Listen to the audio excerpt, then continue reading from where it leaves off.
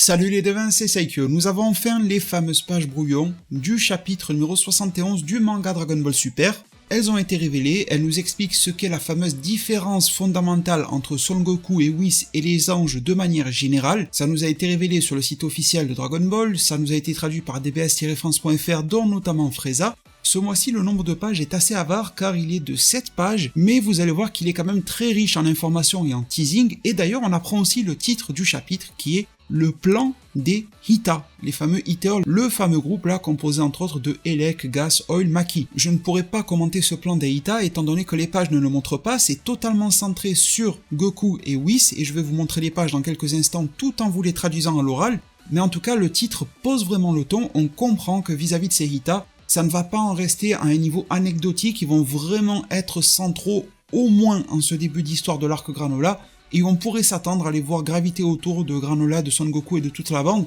durant même tout l'arc pour peut-être faire en sorte que les Hita soient une menace finale, qui sait aller savoir s'ils arrivent à obtenir un vœu au prix d'un dragon sacré ou autre. Alors installez-vous bien, je vous affiche dès maintenant la première image du chapitre numéro 71, et le chapitre commence avec une conversation entre Whis et Goku à propos de l'Ultra Instinct. C'est donc la continuation de l'entraînement.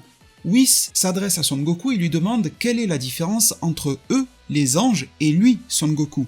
Et Goku, un petit peu bêtement, répond « je n'ai pas d'auréole, c'est ça que tu veux dire, Whis ?» Eh bien non, Whis va faire une démonstration à Son Goku, et c'est le bâton de Whis qui va attaquer Whis lui-même, et Whis se met à l'esquiver de manière instinctive. Alors qu'ensuite, ce même bâton de Whis va attaquer Son Goku, et Son Goku ne sera pas capable de l'esquiver. Il va se prendre le coup de plein fouet. Whis répond alors que les anges sont constamment en Ultra Instinct, tandis que Son Goku, eh bien, ne l'est pas tout le temps. Goku répond que s'il ne se transforme pas, il ne peut pas être en Ultra Instinct et donc son corps ne peut pas éviter tout seul. Est-ce la réponse ?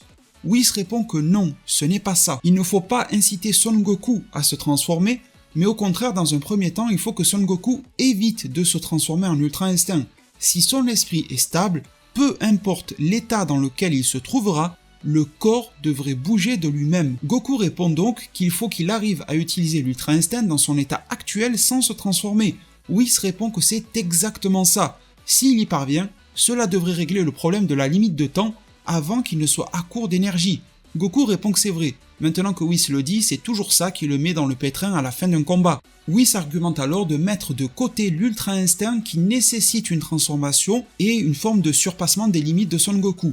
Et gardons cette forme-là, très puissante mais très épuisante, donc de côté, en tant que carte de dernier recours. Goku répond que ça va sûrement lui prendre énormément de temps pour parvenir à un tel exploit lors de son entraînement. Et Whis se met alors ensuite à alerter Goku et Vegeta vis-à-vis de Granola et dit à Goku qu'ils n'auront peut-être pas ce temps sous la main d'entraînement jusqu'à ce que Goku parvienne à se stabiliser sous sa forme de base, et Whis appelle même Vegeta à se joindre à la conversation. Vegeta, qui vous le remarquerez, s'entraîne à accailler de plus gros objets, de plus gros rochers. Whis essaie de faire un petit peu la morale à Goku et Vegeta et leur dit que s'ils s'entraînent, leur propre rival doit être le eux-mêmes d'hier, de la veille. Ils doivent alors devenir plus forts que leur version de eux-mêmes du passé. Chaque jour, le nouveau Goku, le nouveau Vegeta, doit être plus puissant que celui qui ne l'était la veille, meilleur en tout point. Vegeta est un petit peu interloqué, Goku aussi, et Goku répond que oui, bien sûr, j'ai l'intention de devenir tous les jours un petit peu plus fort. Vegeta dit même qu'il s'entraîne, lui et Goku, depuis des jours. C'est une évidence que l'on devient plus fort. Qu'est-ce que ce proverbe de ta part, Whis, vient faire là ? Et c'est à ce moment-là que Whis va commencer à parler de Granola de manière un petit peu détournée à Goku et à Vegeta. Il leur dit qu'un tout petit peu de temps avant, il y a quelques instants, il s'est passé quelque chose d'anormal dans l'univers. Et Whis prétend qu'il donne cette information à Goku et Vegeta par, je cite, souci de prudence. Goku se demande si c'est un rapport avec Goku et Vegeta, et il devient tout excité par la situation en disant qu'un puissant ennemi aurait encore fait son apparition. Whis clôture cette discussion dans les 7 premières pages et dit que non, il ne sait toujours pas s'il s'agit d'un ennemi ou non. Alors mes très chers devins, vous avez remarqué 7 pages mais qui en révèlent peut-être plus que quand on en a 12 ou je ne sais combien les autres mois. Et là je vous avoue que toutes ces scènes autour de Goku et Vegeta prennent énormément de sens désormais, contrairement aux 2 précédents chapitres dans lesquels c'était très plat et fade sur ces aspects-là. Vous l'avez vu, on en apprend 0 concernant le plan des Hita, ça sera pour les 2 autres tiers, les 3 autres quarts même du chapitre restant. Donc ça nous sera révélé par des spoilers, des leaks, etc. que je vous partagerai sur cette même chaîne YouTube. Et ça sera en lecture complète dès le 20 avril 2021, je vous fournirai les liens en onglet communauté sur Facebook et Twitter, donc pensez à vous abonner un petit peu partout, comme ça vous manquerez aucune information. Alors il y a plusieurs points que j'aimerais passer en revue avec vous. Le premier, c'est la fameuse différence entre les anges et Whis. Donc je vous soulignais hier le fait en vidéo, je reprenais une idée que j'avais déjà proposée auparavant sur le fait que Goku et les anges sont différents de base, par naissance. Les anges naissent anges, ils ont donc cette qualité angélique dans leur code génétique, si je pourrais le dire ainsi, et ils ont donc également, comme le soulignait Beerus, l'ultra instinct de naissance, et ils l'améliorent au cours de leur vie, je préfère vous le repréciser parce que beaucoup de monde m'a dit oui mais les anges naissent avec un niveau et ils ne s'améliorent pas, ils ne s'entraînent pas, ils ne se battent pas. C'est totalement faux, attention. On a eu l'exemple avec Merus en formation, mais Whis, au tout début de Dragon Ball Super, a affirmé à sa sœur Vados qu'il venait de subir un entraînement pour devenir meilleur au combat.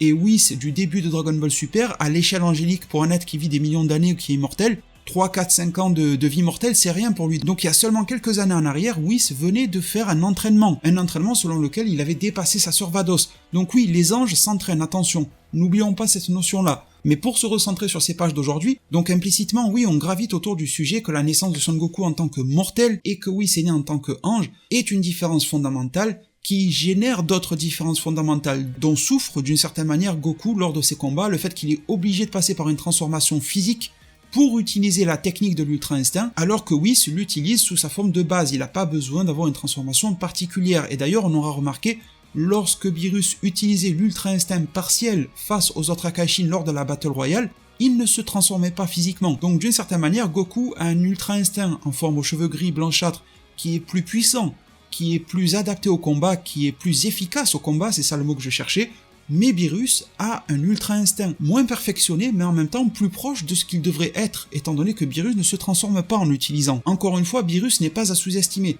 Mais donc Goku réalise bien qu'il a beaucoup d'évolution par rapport à ça, et encore une fois, une divinité dans l'œuvre sous-entend que les transformations c'est pas le top, en tout cas que plutôt il faudrait miser sur une version de l'ultra instinct dans laquelle Goku se transforme pas, et qu'il soit toujours en fait en ultra instinct, un petit peu comme quand il cherchait à devenir Super Saiyan tout le temps en préparation du Cell Game, et bien là il va falloir être en ultra instinct tout le temps, quand il dort, quand il mange, voilà, n'importe quand. Ce qui sous-entend alors rester sous sa forme de base aux cheveux noirs, et là on peut voir déjà les théories pleuvoir, comme quoi Goku ne va plus se transformer et va toujours rester dans la forme que l'on voit à la fin de DBZ ou de DB le manga lorsqu'il se bat contre Oob et tout ça. Alors, première part de vérité, c'est que oui, très sûrement qu'à la fin de Dragon Ball face à Oob, Goku aura intégré l'ultra instinct en lui.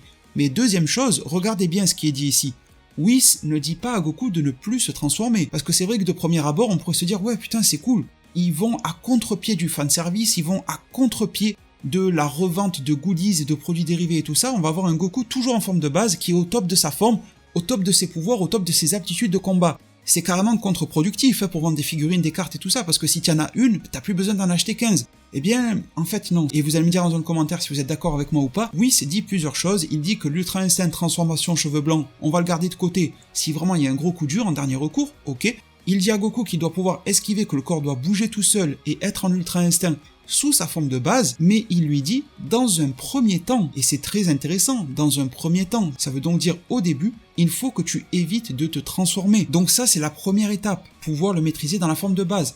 Et il lui dit ensuite, si ton esprit est stable, donc ça c'est le deuxième temps, peu importe l'état dans lequel tu te trouves, le corps devrait bouger de lui-même. Donc au contraire, au lieu d'avoir un Goku forme de base Ultra Instinct qui est toujours au max, c'est la porte ouverte, non pas vers toutes les fenêtres, mais vers le Super Saiyan 1 Ultra Instinct, SSJ 2 Ultra Instinct, SSJ 3 Ultra Instinct, SSJ God, SSJ Blue Ultra Instinct. Et après, il faudra voir qu'adviendra-t-il des formes Omen aux cheveux noirs, les formes de cygne, la forme entre guillemets maîtrisée aux cheveux gris. Que vont-elles devenir? Vont-elles disparaître pour être absorbées par les formes de Super Saiyan et autres? Ou vont-elles être ressorties uniquement en dernier recours? Et je pense que ça sera le cas, les devins, qu'elles resteront en dernier recours, notamment celles aux cheveux gris, et qu'on pourrait même alors s'attendre à avoir une justification scénaristique à l'existence de cette transformation-là, et à nous expliquer pourquoi elle est si épuisante pour Son Goku, et pourquoi elle représente un dépassement des limites. Et un peu comme dans la vidéo d'avant-hier où je me permettais de repuiser dans une de mes précédentes idées, je vais le faire à nouveau, en mettant au goût du jour une autre de mes anciennes idées, dans laquelle je vous exposais le fait que l'Ultra Instinct aux cheveux blancs est très sûrement une forme de pouvoir, de technique de transformation de Son Goku, qui est un mix de tous ses pouvoirs à la fois. Ce qui expliquerait déjà la tonalité de couleur qui n'est pas réellement qualifiable, il y a une aura qui bouge un petit peu dans toutes les couleurs, et la forme de cheveux est blanchâtre pour former une sorte de neutralité, on va dire, de couleur. Et à la vue des propos de Whis et à la vue de ce qu'est l'Ultra Instinct niveau maximal pour Son Goku et l'épuisement que ça représente, et le dernier recours qu'il est, on pourrait se dire qu'il est en fait une agglomération de tout ce que Son Goku sait faire. Le Kaioken, le SSJ1, le SSJ2, le SSJ3, le God, le Blue, encore que le Blue est déjà une fusion de pouvoir, mais je pense que vous m'avez compris dans l'idée, plus l'Ultra Instinct, tout est mixé en une seule forme, ça fait un pouvoir absolument extraordinaire, mais c'est un pouvoir qui est beaucoup trop épuisant pour lui, et qui est juste insupportable. Peut-être d'ailleurs qu'en entraînant son corps, il pourrait devenir meilleur et le supporter par la suite. Mais ce n'est pas à l'ordre du jour. Donc l'ordre du jour serait plutôt de miser sur des pouvoirs peut-être moins puissants que celui-ci, mais beaucoup plus efficaces et durables dans le long terme. Il est évident alors que Son Goku sous sa forme de base va avoir un Ultra Instinct, mais qui devrait être moins efficace au combat que l'Ultra Instinct transformé. Mais si par-dessus cette forme-là de base, il arrive à y ajouter le SSJ1, le 2, le God, le Blue, alors là, ça sera plus la même limonade, ça sera peut-être moins puissant que la forme maximale de dernier recours, c'est bien à ça que sert un dernier recours, mais ça sera une forme des plus redoutables malgré tout, parce que la stamina que va économiser Son Goku sera juste incommensurable. On peut pressentir que Whis amène Son Goku vers une sorte d'équilibre de choix entre les bénéfices et les problèmes que telle ou telle forme pourrait lui apporter. Et on sait très bien que des êtres comme Whis, qui sont de fins analystes mais également de fins combattants, vont forcément aider Son Goku à privilégier une forme d'équilibre plutôt qu'une forme qui va maximiser l'esquive, maximiser la puissance, maximiser je ne sais quoi, au détriment d'autres choses et qui va fortement l'handicaper durant un combat. Donc je trouve ça extrêmement intéressant et puis on voit que le chemin est très long pour Son Goku, il va falloir pouvoir maîtriser cet Ultra Instinct en forme de base. D'ailleurs je me pose une question, est-ce qu'à la fin de cet arc-là, la menace sera plus puissante que Moro, vous savez la version Moro Ultra Instinct avant qu'il ne fusionne avec la Terre? Parce que franchement il n'y en aurait même pas besoin, si on a un Son Goku qui essaie de se maîtriser sous sa forme de base, avec un Granola qui est devenu le plus fort de l'univers, mais bon, voilà, ça peut se négocier ce genre de termes-là dans l'œuvre, donc on a peut-être un arc qui va se concentrer sur la maîtrise de certaines techniques d'habilité, plutôt que sur de la puissance brute, encore que, il est vrai que Toyotaru en début d'arc dans une interview nous a dit que l'on allait avoir des combats des plus spectaculaires à se mettre sous la dent dans l'arc, donc bon, ça reste Dragon Ball, il y a quand même toujours une notion d'évolution perpétuelle. En parlant d'évolution perpétuelle, lorsque Vegeta se joint à Whis, on remarque alors que Vegeta progresse un petit peu sur son évolution du Hakai, même si ça n'est pas si facile que ça, et j'espère vraiment que l'on aura ce genre de discussion comme on a eu entre Whis et Goku, mais entre Beerus et Vegeta. Alors ça sera pas aussi doux, aussi accueillant, mais à la rude, à l'ancienne, comme c'est le faire Beerus, mais j'aimerais qu'il y ait aussi cette transmission de maître à élève, ou plutôt de pseudo-maître à élève. Mais surtout, j'ai beaucoup aimé le proverbe de Whis, parce qu'il est en accord avec les propos de Monaito, et il est en accord avec ce qu'on avait compris de Granola, c'est tout simplement vis-à-vis de son vœu. Lorsque Granola dit « je veux devenir le plus puissant de l'univers » et que Torombo a pu accepter son vœu en échange de 147 années de sa vie, bon d'accord, Granola l'est peut-être devenu, mais il est devenu là, aujourd'hui, à l'instant T. Il n'a pas formulé son vœu en disant « je veux avoir la garantie d'être toujours à vie le plus puissant de l'univers ». Et là, dans ce cas-là, Granola aurait été indépassable, il n'a pas fait ce vœu-là. Et Monaito le lui avait dit à Granola « tu es le plus fort aujourd'hui, mais demain tu ne sais pas qui va arriver ». Et Whis vient de faire le même proverbe. Vous vous entraînez aujourd'hui pour être plus fort que ce que vous étiez hier. Imaginons que Goku est le plus puissant de l'univers. Je sais qu'il peut y avoir débat avec Broly et tout ça, mais s'il vous plaît, mettons-nous d'accord, faisons simple pour l'exemple. Goku, le plus fort de l'univers, le lundi. Ce même jour, Granola fait son vœu pour devenir le plus puissant de l'univers à son tour. Il a donc dépassé Son Goku. Mais on sait que les dragons sacrés sont très techniques, donc si Goku a une unité de puissance de 10 000, c'est un chiffre au hasard, on s'en fout, bien Granola il vient de passer à 10 001. Mais si Son Goku s'entraîne pendant 2 jours et que chaque jour il prend une unité de pouvoir, ben le mardi Goku passe à 10 001, donc le même niveau que Granola, et le mercredi il passe à 10 002, donc un tout petit peu plus fort que Granola. C'est exactement ça que Whis est en train de souligner. Il leur donne de gros indices pour pouvoir vaincre ce fameux Granola. Le vœu de Granola est réellement bancal, je ne sais pas si c'est voulu dans l'écriture, il y a toujours un truc qui va pas dans les vœux avec Dragon Ball, il y a jamais quelqu'un qui est foutu de le formuler avec une finesse incroyable, c'est fou ça. Mis à part Oolong quand il demande des sous-vêtements, alors lui il n'y a pas plus précis que ça, mais sinon pour les autres, quand ils ont des vœux sérieux, putain ça vole pas très haut au niveau de la réflexion avant de le formuler. Enfin bon, on peut se dire aussi qu'il y a une forme de stress lorsque tu rencontres un dragon qui va exaucer le plus cher de tes souhaits. Donc vous me direz ce que vous avez compris de ce proverbe, ce que vous en avez tiré, pour moi c'est ça, c'est l'indice pour comprendre comment vaincre Granola. Il faudra arriver à dépasser ce que Torombo a pu lui donner de surplus de puissance par rapport à Goku et Vegeta, et cela arrivera par l'entraînement. Et ensuite, lorsque Goku dit « un ennemi puissant a fait son apparition », et là Whis nous donne une réponse en fait, il dit non, on ne sait pas encore s'il s'agit d'un ennemi ou non. Et en fait oui, Granola est un personnage central de l'arc, mais qui pour le moment n'est pas l'ennemi. Et je reçois beaucoup de commentaires, je vous en remercie vraiment du fond du cœur, en me disant « alors t'as vu, Granola c'est le nouvel ennemi, machin machin, qu'est-ce que t'en penses ?» Et je réponds toujours en fait que non, on ne sait pas si c'est un ennemi. Et pour le moment, ce n'est pas un ennemi. C'est un mec qui cherche vengeance. C'est à lui que les Saiyans ont fait du mal, c'est à lui que Freezer a fait du mal. Alors c'est très bête de s'en prendre aux descendants des Saiyans qui n'ont plus rien à voir avec les précédents, mais en soi c'est à lui que le mal a été fait, c'est lui le martyr de la vie. Et même si la vengeance ça n'a rien de bon, ça n'apporte rien et on ne ressent rien de bien après, c'est mortellement compréhensible qu'un être puisse rechercher la vengeance, ça peut se comprendre, même si c'est absolument pas recommandable ni louable du tout, mais ça se comprend malgré tout parce qu'on a tous nos travers, on a tous nos qualités et nos défauts et la vengeance peut en faire partie, et surtout dans un cas où ta famille a été génocidée, on ne peut pas réellement en vouloir à un rescapé de ce génocide d'en vouloir indéfinitivement à ceux ou aux descendants de ceux qui lui ont fait du mal. Donc en soi, ce n'est pas réellement un ennemi, donc il va pouvoir se tenir face à Goku et Vegeta en tant qu'adversaire, surtout que le titre du chapitre est le plan des Hita. On comprenait déjà par la fin du chapitre 70 que les Hita voulaient faire en sorte que Granola se confronte à Goku et Vegeta, pour ensuite pouvoir devancer Freezer et que les Hita prennent la place de Freezer dans l'univers d'une certaine manière. Donc à la vue de tous ces éléments-là, j'ai l'impression que l'on a un très très beau scénario qui est en train de se mettre en place.